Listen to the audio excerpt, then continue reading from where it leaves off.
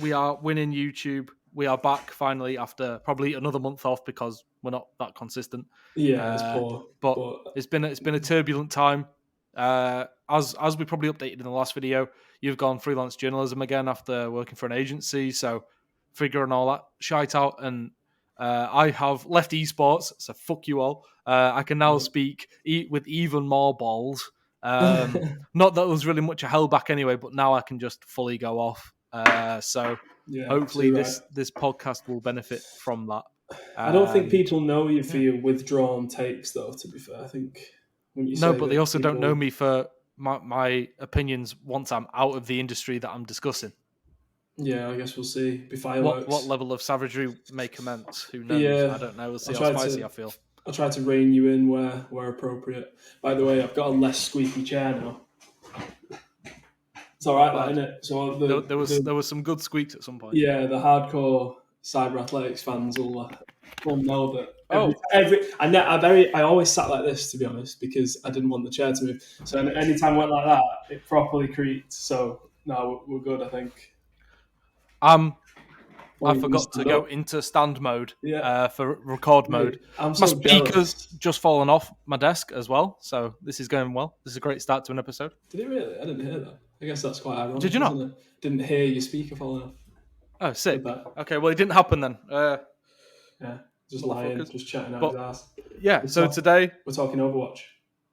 We're talking the furry's favourite video games, Overwatch and Overwatch 2. If you are someone with an anime profile picture, if you're a furry, if you care about who your favourite video game character has sex with, then you are going to absolutely love this episode, and you will love us by the end of it. So stand by, stay tuned, and get ready for some fire because we love Overwatch here. In fact, I don't even know your stance on Overwatch and Overwatch 2 as a game. I played Overwatch back in the day on console before I really got into esports and before the Overwatch League was out. And the core mechanics aren't that bad. It can be quite a fun game. Yeah, too right. Yeah, it's a beautiful game. It is a beautiful game. The actual game itself is gorgeous. There's a reason it was so popular when it first dropped. And Overwatch 2, I feel like one of the main negative criticisms was basically being that it's just not as much as they initially promised. Basically, they had this big ambition of making it this thing. Like a real sequel and changing loads of it and making a lot of it PvE, is that what they call it? I'm not really much of a fucking hardcore gamer. PvE, I suppose. Yeah, I don't know if that's what they're aiming to do, but that is terminology. Yeah. Well, no, yeah. Well, that is what they were aiming to do. They're aiming to make it like PvE and I don't know, a bit more like their other games, a bit more like open world and you can replay it and play it for years. But they ended up scrapping that, and then I think they basically had to sprint to a finish to release Overwatch 2 and. They ended up not releasing that much, did they? I think there were only a few more characters or a few slight tweaks in terms of graphics, maybe. Yeah. It was just a reskinning is how it was phrased by a lot of people, I think. Yeah. So it was just like an updated version of the game, which, slapping a sequel exactly. on that. That's I think it's free to play though, right? So they're not charged for it. That's what I mean, yeah. So they were saying it was a sequel, weren't they, for ages, but then it comes out and a lot of people are like, is this supposed to be a sequel? And it isn't. But yeah, I guess we'll be talking mostly about the esports scene, won't we? I guess so, but I mean towards the end of Overwatch, the first game, it's safe to say it was stale. The metas had introduced and stuff overall had not gone down well. Overwatch League viewership and stuff was plateauing, which I don't know if it's necessarily just because of the game or more of a function of the league and the fact that it had the big Twitch push and the big media deal at the beginning. Then they moved over to YouTube, which is not as good for viewership when it comes to live esports events than Twitch. And, sponsors less interested, people less interested generally, I think. And, they've not really leaned into the geolocated, function of the league because of COVID and not that they were doing too much of it beforehand. So I think overall, it definitely was stale and even if the new game didn't come out, a whole new approach to things probably would have helped them. Though Obviously, they have to do it right, and that's something you can't really rely on when it comes to Activision Blizzard and esports, because COD League within itself is not growing at all. In fact, it's probably regressing quite a bit as well. Mm-hmm. So, though I believe they are sticking with Modern Warfare 2 as the title for a couple of years competitively, which is something quite new for them, like having the same title. But probably be really good for the esports scene, that. You'd hope so. Like a bit of consistency would be good, and then you can like really develop new strategies and stuff, as opposed to just picking up a new game every October and then competing from December, like trying to work it out, and then you get really good around like May, June time. You've really like mastered the game and stuff, and then you're basically done for the year and ready for the next title, you know. But what I did was I looked at a website that gives stats on players of games. I don't know how reliable it is. I can't remember the website, and I did this a while ago when we originally had the plan, but I can say at one point, Overwatch 2 had 21 million active players in the last 30 days. Now, what that doesn't say is what constitutes active. Does that just mean someone who's played a game? Do they have to have played 10 games? Something along those lines. I imagine the threshold's pretty fucking low if it's 21 million, right? Yeah. So I imagine it was new launch, excitement around the new launch, and some activations from the Overwatch League as well to get people onto Overwatch 2, which we can discuss. People come on, play a few games. You're not going to have that many people stick around percentage-wise, realistically. You'd be lucky if you got like 25%, probably, like still playing it consistently. But they had 21 million active players in the last 30 days when I looked up, and also 125 million hours watched on Twitch in the last 30 days. So there was definite interest in seeing how the, I guess, reskinned, retooled version of Overwatch was playing, which, you know, is a bloody good start for a new game, essentially. So I think you can dead any kind of thought of Valorant killing off Overwatch. It's clear that the games can coexist. It's clear now, yeah, definitely. It will have dented it because Valorant ended up taking like most of their top players, which is pretty mad. I don't know about most, but yeah, you know, like they took Sinatra. Obviously, I don't know if he's playing now. He's in a bit of a sticky situation. I don't know if he's still suspended, to be fair. Kid, yeah. But he left. He was the MVP, and I always found that pretty hilarious. Like, he was the MVP of the Overwatch League, and he left to play Valorant. Loads of other people did. But yeah, it's like you said, I think it's clear now that they can coexist. Like the viewership, I don't want to jump the gun too much, but the viewership for this year's grand finals or playoffs, full stop, is like, it's pretty fucking good. It's like it's a major comeback. You know, like obviously Overwatch 2 driven a lot of the hype to get people back interested in it. But yeah, man, the numbers are good. But like, think about the amount of investment that's gone into that league, right? And obviously they've paused like franchise payments, and I think they've even helped franchise payments somewhat in recent times. But considering the buy-in was anywhere from like, would say on average, say like 30 mil for each of the 20 teams, we'll say on average. Could be a little bit higher, could be a little bit less, I think is a bit higher. 400k peak viewers for the playoffs, 2022 playoffs. 400k peak for the pinnacle of your esports circuit. It's still relatively speaking, it's better than 2021 by over double. Is it treble? It's about treble, but it's still piss poor if you look at like any given like CS:GO event with a few like tier 1 teams, or if you look at the Valorant World Championships, if you look at Mobile Legends, Bang Bang, like if you look at any game essentially that's not Splatoon 2 or Halo Infinite or COD, like you're beating that. You know what I mean? Like so you can't really say like it's a top tier esports. I know at one point it was lumped up there when the Overwatch League first came out. It was classed as like a tier 1 esport because of viewership and commercial interest and the player base and stuff, but it's obviously now resting at tier 2 at a push, but you'd say probably tier 3 overall, right? Because the interest isn't there season round when compared to other titles. Like I think probably Rainbow Six would do it in at this point. Rocket League would do it in if it had grand finals. You know, like a game like Rocket League, people will tune in even when they don't care about the game too much. When there's a finals on and everyone's going mental and there's a London crowd or something, people will tune in. Whereas if it's Overwatch, I feel like you're only getting Overwatch viewers. Yeah, well, I think there's a ceiling. Yeah, I guess not, because the average viewership was high, but the peak viewership of the most recent Overwatch grand finals, the match was, maybe it's super high relative to previous years because It was a 4-3, wasn't it? Dallas Fuel beat San Francisco Shock, I think it was a 4-3, dead close game. So presumably that boosts it. And then I looked in the last couple of years, I think either last year or the year before, it was a 4-0, so just an easy sweep. Right. So that sort of thing also influences viewership.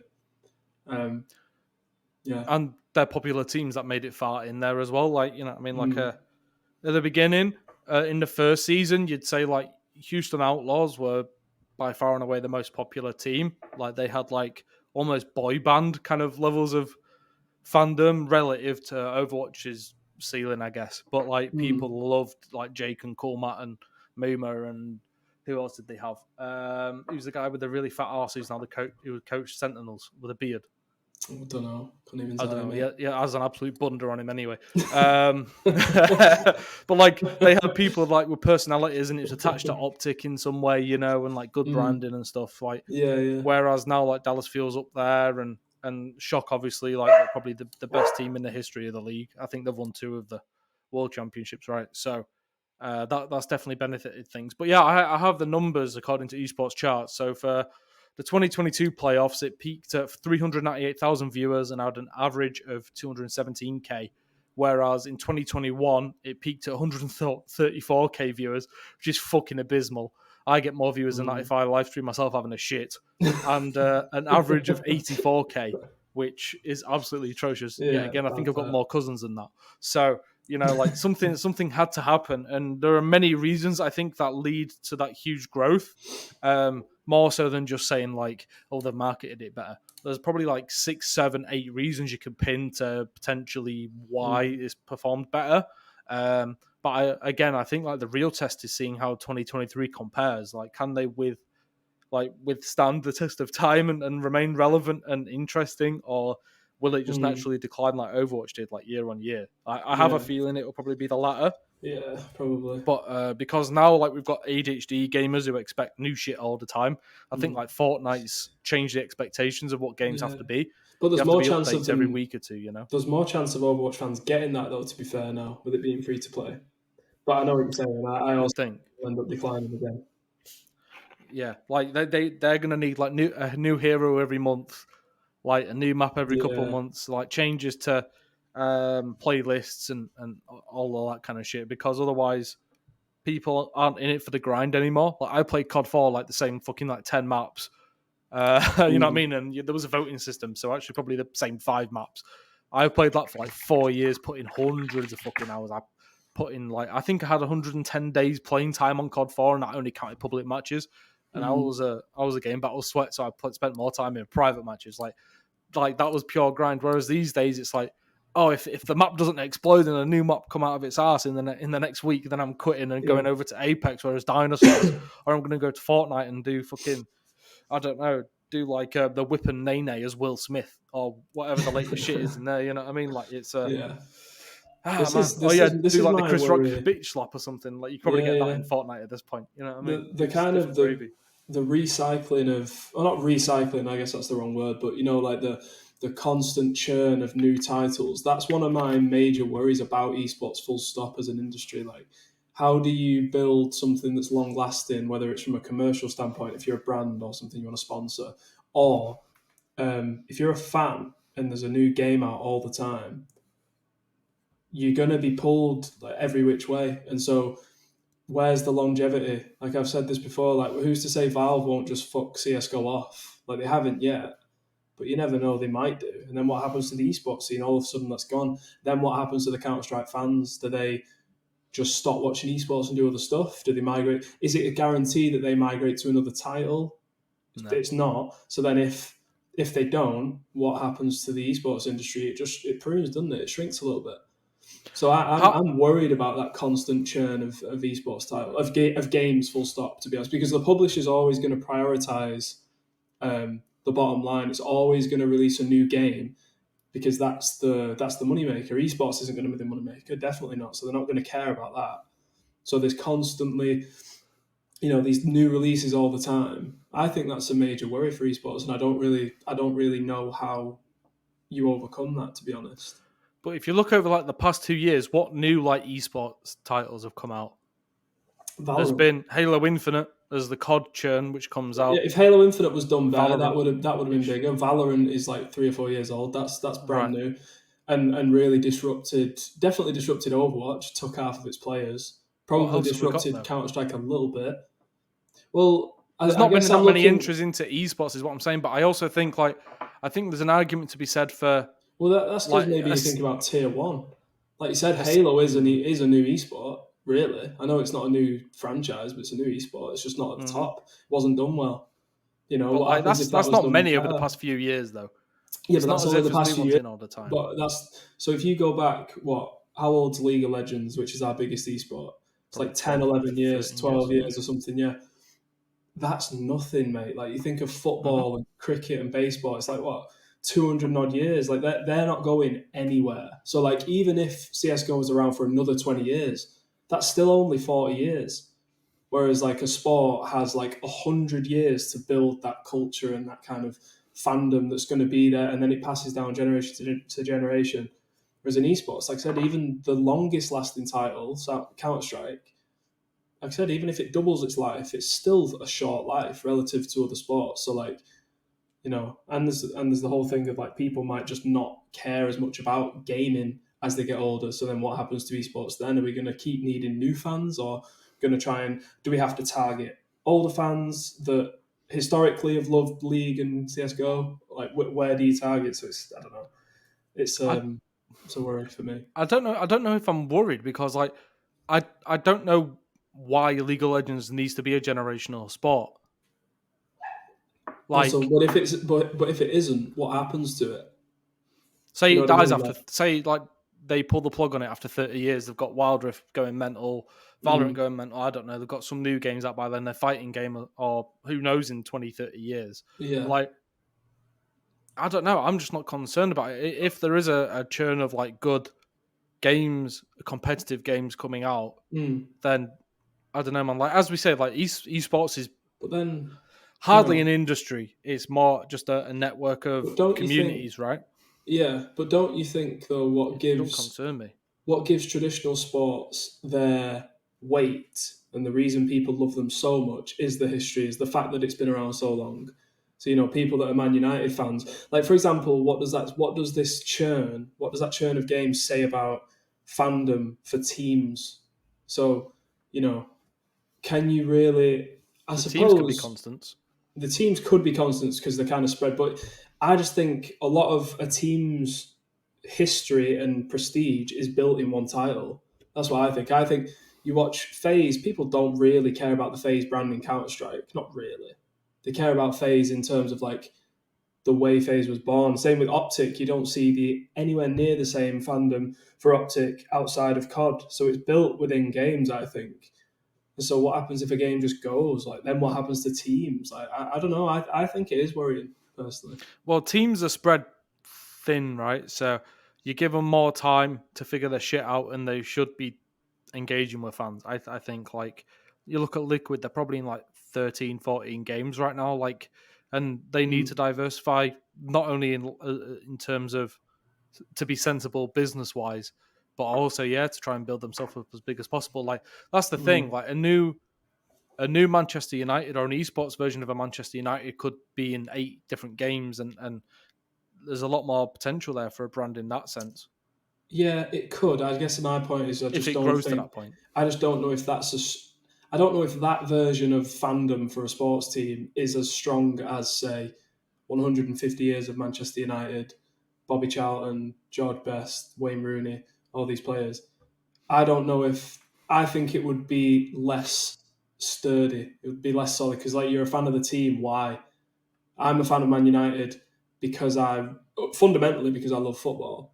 That's where it starts. You know what I mean? So if you're a fan because you were born there. It's because I was, but I don't care about the Manchester Giants. Do you know what I mean? I like basketball, but it's just they're not. I don't even know what team that was, to be honest with you. Yeah, I'm pretty sure it's a basketball team, but like I don't care because you start with the sport ultimately. I think you don't start with the team. So what happens if you're a massive esports fan just because you happen to love CS:GO? Then it goes, well, what if you just don't find another sport that you like, another esport that you like, and then what does that then say about this team that you supported? Maybe you just don't start not to care. Yeah, fuck them then. So. Well, we saying all this, but what's to say esports will still be around in 10 years, mate? I mean, look at how things are. It's fucking, it's bad, isn't it? It's rough, man. So I don't know. I need to You got out at the right time. Oh, mate! I nearly tweeted it yesterday. Just since the day I finished in esports, not once have I missed it. I've unfollowed most of you fucking idiots. And it's exposed how many of these fuckers are playing weird status games on Twitter where my tweet. So you follow someone if you want to see their tweets, right? That's what Twitter should be. You're basically subscribing to a newsfeed. These fuckers think my newsfeed is only worth subscribing to if I'm subscribed to theirs. So I unfollow them because I don't care about what they're saying. And therefore, they automatically don't care about what I have to say. It's like an ego thing where it's like, no, if you're not following me, I'm not following you. Like, what kind of fucking bullshit is this? So no, I've spoken to maybe fucking 7 people in 2.5, 3 weeks since I've got out of esports. You're all fucking weirdos that want things from people, pretend to be friends with them. You can fuck off playing your social games. But anyway, esports is shy. And no, there are good things. No, the thing is, I feel like I might actually be able to get into watching a bit more now that I'm less in it. I think you give me till January, February, I think I might watch some CS and try out the COD League and stuff. Maybe one day we should do a little spin-off channel where we just discuss philosophy and shit. But I think there's an argument of not turning your passion into your career and your profession. Something I've been thinking a lot about recently. I don't know. Maybe you can catch that on Cyberathletics or something if we ever make that. But good point. It is a good point. Not to digress too much. Going back to Overwatch. Sorry, furries and anime folks. I think the main through point actually of Valorant and Overwatch is Riot Games have done what they didn't have done with League and given personalities to their fucking characters. Where to me, if I play a game, I care about the abilities of a particular character. Half of these folks now care if fucking Phoenix likes taking it up the arse from Brimstone, and if a character's trans or if a character's a fucking alien that's in a relationship with a squirrel. A lot of people do care about lore, don't they? That's mental to me. That's fucking mental, man. Are they good at shooting? What's their abilities? Does it help me tactically? I don't know. If you said to me there was a Fallout series about to be released or a BioShock series or something like that, and I could learn all about the lore, I'd fucking get right into that. Not for Valorant and Overwatch, but I guess it's the same thing, isn't it? Really? Right. Yeah. I don't know. If they brought out a fucking Breaking Bad FPS, I wouldn't be picking Walt just because I like Heisenberg a lot. I'd be picking the one that's the best character. I think you're a closet nerd. I think you need to stop being in denial. I think you just need to embrace your Valorant nerd, and you just need to go for it. Oh, I don't care about Valorant. No, you need to go for it. I think you do. Mate, before esports, I used to write about comic book movies. I am a nerd. Yes, 100%. I am a nerd. My whole arm is Marvel shit. I'm not in denial about it at all. I'm just saying I hate all that fucking weird parasocial. Sorry, it isn't spooky though. Parasocial relationships setting up between characters. Where there was that Seraphine tweeting stuff out "Oh, I'm depressed." It's mate, you're a fucking made up character in League of Legends. Why have you got a Twitter account saying you're depressed, or you're looking forward to going to a party and you're doing your hair? The fuck are we doing here? So Overwatch and Valorant, you can both fuck off for that shit. I hate it because then. People were calling Blizzard racist for not introducing a black character, for number 23 as the hero. Yeah, but when you say people, that's what, 2 fucking idiots. It was a lot of the family. It was enough to make it trend. Fucking neat. Could have been one creator just being No. It was the legion of anonymous Twitter users who like looking at divas' feet and wanking over tentacle porn and stuff and that's a heavy part of the Overwatch audience. I just don't even waste my mental energy sifting through or thinking about any of that shit, to be honest. It's depressing. It still exists nonetheless. But what I want to say is I think there are a bunch of conditions as to why Overwatch League 2002 playoffs, which was on Overwatch 2, peaked so high and held almost a 3 times the average from the year prior. And I've got I've got the reasons here. So I'd say, firstly, excitement of a new game, obvious one. In terms of let's see how this plays, how the best people on Overwatch play Overwatch 2. Maybe I can learn a few tricks, or maybe they understand the maps a bit better, blah, blah, blah, blah, blah. The popular teams made it far, which I mentioned before. Dallas Fuel up there. I think they've got like a heavy Korean roster, and they have all the K-pop fucking stands effectively following them, so fair play to them. 2022, there was 46 hours of airtime for the playoffs. And in the year prior, there was only 30 hours. So there's a lot more to actually view there as well. So you're going to catch more viewers over the course of it because it's on for longer. It was the first in-person grand finals in 3 years. That doesn't affect average viewership, though, does it? Not. Well, I guess technically it would do. It wouldn't affect peak necessarily, but it would affect average. I don't think it would people affect popping average, in over surely. time. Well, no, because like that's one of the metrics you use to judge the average, right? Like the amount of time it's been on. Yeah, but average viewers, not average view time. Well, I'm you the amount of time it's being watched is a metric in which you would work out the average viewers over time, which is the concurrent. Well, not concurrent, the opposite of concurrent. But regardless, it was on for a lot longer, and there's a more opportunity for people to tune in at that point, which would have a say in viewership. In fact, like it could actually stretch out the average in a bad way if you in terms of comparisons. If you think about it, if it's on for longer and people tuned in mostly for the grand finals, not for the bits before it, like and as you say, if it went longer series wise, there'd be more people watching the whole grand finals, which will then boost the average thing if that was the peak. Right. First in-person grand finals in 3 years. That doesn't affect viewership per se, but it affects hype altogether. You've got people there tweeting about it. It can maybe trend because of that. People check in and see what's what. But I just think that as a whole helped the event scale up excitement among the Overwatch community and esports communities. There were in-game perks for those who watched. I'm pretty sure if you tuned into the grand finals, you could get like a certain skin or like calling card or something along those lines.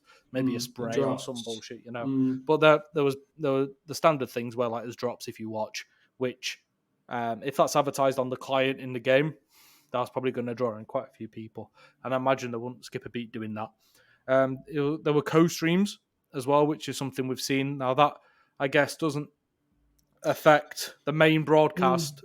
But so I say that to say, I include that to say, we don't know the total numbers, I believe. Yeah, so good point, yeah. So it could have reached... That surely won't be in the numbers on esports charts, will it? If somebody's co-streaming it, yeah. So. I don't believe so. So it could have like a million peak, for example. We don't actually know. But that's something in there. And that could be a reason. I don't know what I mean. If you pay ex Overwatch like players like XQC, obviously he was part of Season 1 of Overwatch League. I don't know if he was co-streaming. I imagine not, but imagine if you get him in and get him co-streaming your grand finals or something like that, could give it a big boost. So obviously a normal thing they do there. And they were teasing the next Overwatch 2 hero during the grand finals as well. So that's an incentive to tune in. And that's not very specific as to when it is. So it's like, okay, watch the grand finals and at some point we'll reveal a bit about this new hero that we're putting in. Yeah. Which... I don't know who it was, but I was doing a bit of Googling before this and I saw that there was like a woman pretending to be a fox or dressed up as a fox or something. I'm like, yeah, that's very Overwatch. That was probably teased and got them all riled up. Especially if she don't wear shoes or something, they'd be fucking buzzing. Got all the horny boys going. Yeah, if she had like a tail and stuff, they'd be fucking loving it. So there's all those reasons that not necessarily affect viewership, but affect like the hype and interest around the event as a whole. I found so it would be very reductive to just say obviously Overwatch 2 is now huge and it's been a great success and more people care about watching that than the first one, you know. And also we don't have the full picture in terms of viewership because of the co-streaming stuff as well. Yeah, but like you said, you can tell they put the arsenal into this one to try and give it a big booster so they can say Overwatch 2 is a success and Overwatch League's back and maybe they can get a couple of sponsors back after losing a shit ton of them because of the sexual harassment stuff around Activision Blizzard. You know what I mean? Yeah. Like I said, I think they threw everything in the kitchen sink at it.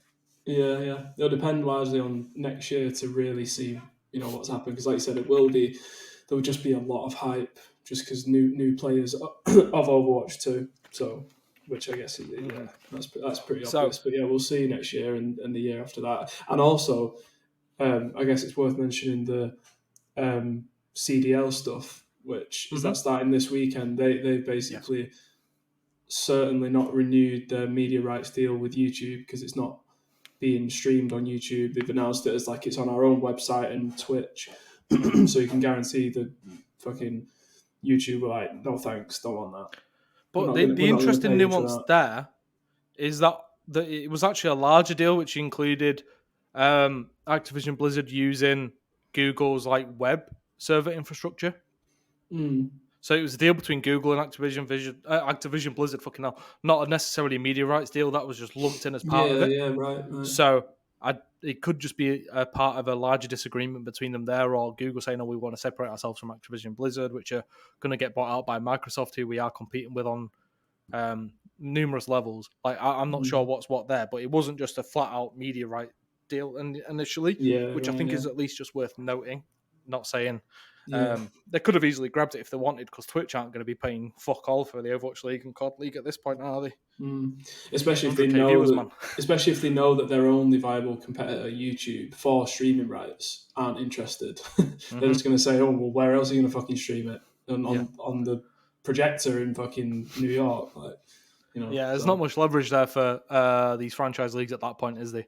No, so, it definitely paints a bleak picture. But I guess my running theory on Overwatch 2 is Valorant did not kill it. I don't think any game but Overwatch 2 can kill Overwatch 2, in a sense of if it doesn't innovate, if it's broken and it's not optimized, if it doesn't keep people interested over time, then it would just naturally die off. I think most esports can operate independently of each other. I don't think Valorant's come in. Yeah, it can be a better game and take some players, but I don't think that's enough to like kill a game.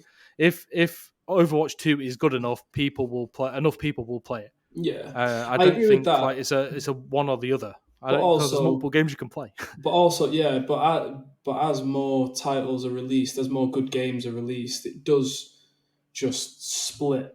It will split the pie to some degree, won't it? I agree. It can't. One game can't kill another. I agree with that. No, because like you said, if Overwatch is just sick, and it's like Valorant is just in many ways their execution, especially on the esports front, has just been better than that of Overwatch. So like 100%. You can't be surprised when Valorant then goes on to be the star boy or girl. Yeah. I think you see it with like there's been a bunch of like big releases this year in like single player games and stuff, right?